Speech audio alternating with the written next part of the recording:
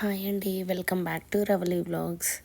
ఇవాళ ఇంకొక రెసిపీతో మేము ముందుకైతే వచ్చేసాను. ఇవాళ మష్రూమ్ కర్రీ ఎలా చేయాలో చూపించబోతున్నాను, చూద్దాం రండి.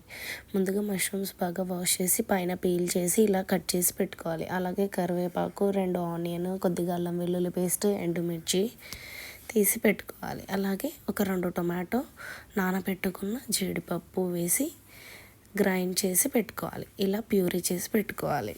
తర్వాత స్టవ్ ఆన్ చేసి ఒక కడాయి పెట్టి కొద్దిగా ఆయిల్ వేసి ఆయిల్ హీట్ ఎక్కాక కొద్దిగా జీలకర్ర, ఆవాలు, 2 లవంగాలు, కొద్దిగా చెక్క, ఎండుమిర్చి, అల్లం వెల్లుల్లి పేస్ట్ వేసి కాసేపు ఫ్రై చేసుకోవాలి.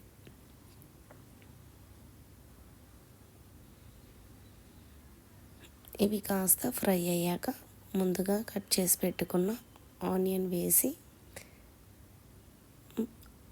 మరి కాసేపు ఫ్రై చేసుకోవాలి. ఆనియన్స్ కలర్ మారే వరకు ఫ్రై చేసుకోవాలి. అవి కాస్త ఫ్రై అయ్యాక కొద్దిగా పసుపు, కొద్దిగా సాల్ట్ వేసి బాగా కలుపుకొని కాసేపు మగ్గనివ్వాలి. ఇలా పసుపు, ఉప్పు వేసుకున్నాం కదండి, ఇవి కాస్త బాగా కలుపుకొని ముందుగా కట్ చేసి పెట్టుకున్న మష్రూమ్ వేసి బాగా కలుపుకోవాలి. ఇలా బాగా కలుపుకున్నాం కదండి, అవి కాస్త మగ్గే వరకు లిడ్ పెట్టి ఒక 5 మినిట్స్ మగ్గనివ్వాలి.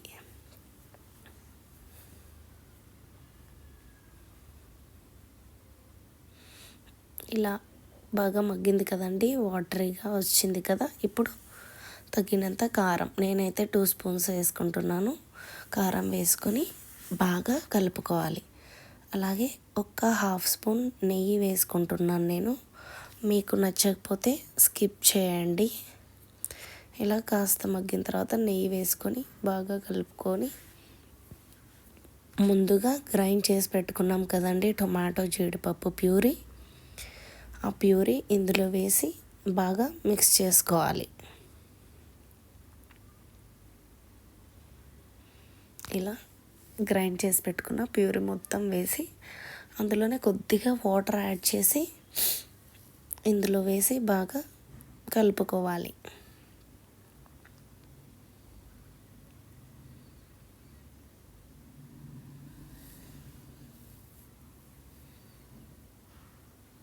ఇలా బాగా కలుపుకున్నాం కదండి.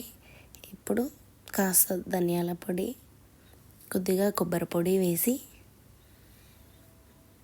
బాగా కలుపుకొని మరి కాసేపు మగ్గనివ్వాలి.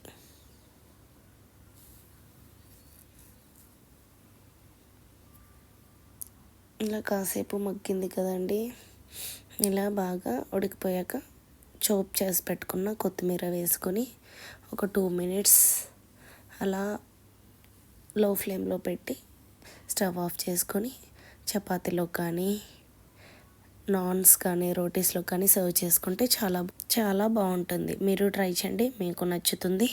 కామెంట్లో మెన్షన్ చేయండి. Please subscribe.